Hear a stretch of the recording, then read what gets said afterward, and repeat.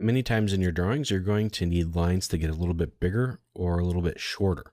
You will also need your lines to abut up to other lines. That's where the trim and the extend commands come in. Now, I've combined these two commands together because they're practically identical in function. In fact, with a little bit of keyboard magic, you can even trim or extend with either the trim or extend button. So the trim command will shorten your objects by cutting away the parts you don't want along a cutting line. Now the extend command will lengthen your lines up to an extension line. So let's open up a file. Let's look at the trim extend example files. Here I have just a series of different lines to kind of demonstrate to you how these are going to function. I have a series of concentric circles with two lines that are parallel passing through them.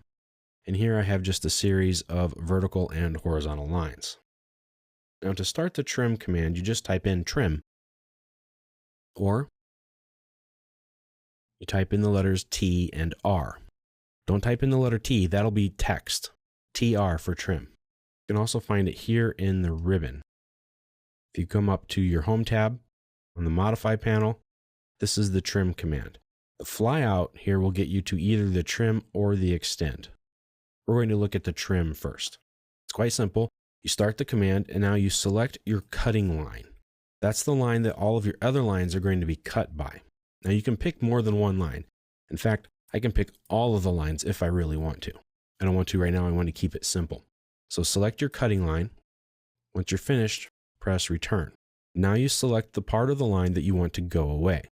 Now it's going to go away wherever it starts from up to the point where it touches that line. So this part here is going to go away.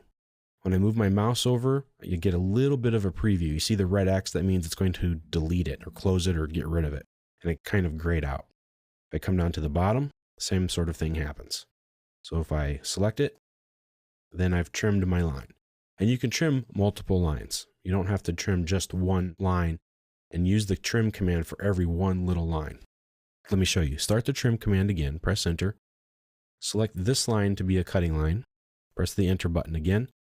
And I can pick all of these. I can pick them one at a time, or I can use a crossing selection window. And that's the trim command. Now there are a few tricks that you can use with the trim command. First, I'm going to select my cutting line options. I'm going to select multiple lines here. In fact, I'm going to select all of these. Press return. And now you have different options here. You have your fence or your crossing options. So if I pick my fence, I can tell it to delete whatever passes through that line, and it trims just that part. Crossing works the same way. If I pick edge, I can extend or no extend. You can see here it's just going to pick the edge. On the extend option there, if you pick no, then the cutting edge line must pass through the objects that you want to trim. Now let's start the trim command again. I'm going to select this circle on the outside here as my trimming cutting line. Press return. Now let's say I want to trim some things I have and say, oh, wait a minute, I need this line to extend to the circle. Hold down the shift key, select the line, select the other line, and then it extends it. So that's how you turn the trim command into an extend command. Now let's look at the extend command.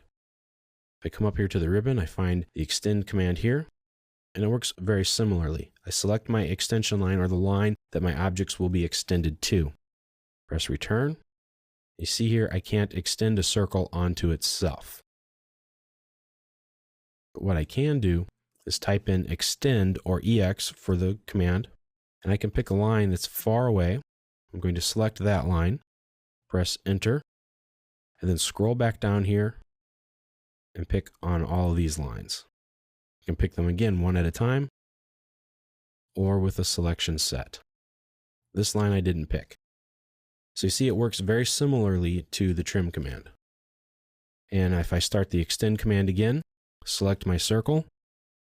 So now I've selected this for my extension line.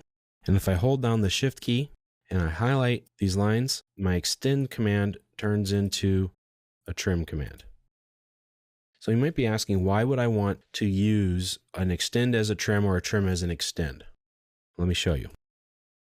We're going to erase those just to get them out of the way. I'm going to start the trim command. I'm going to select all of these lines and circles.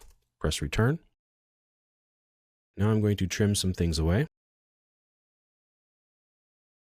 So now I have a series of trims and extends.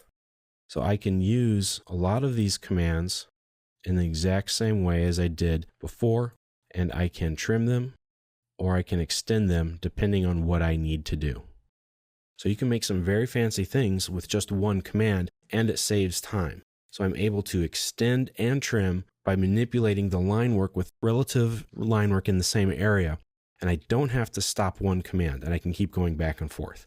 So it allows you also to trim away, so no, I don't like that, I can extend it back to put it back, etc.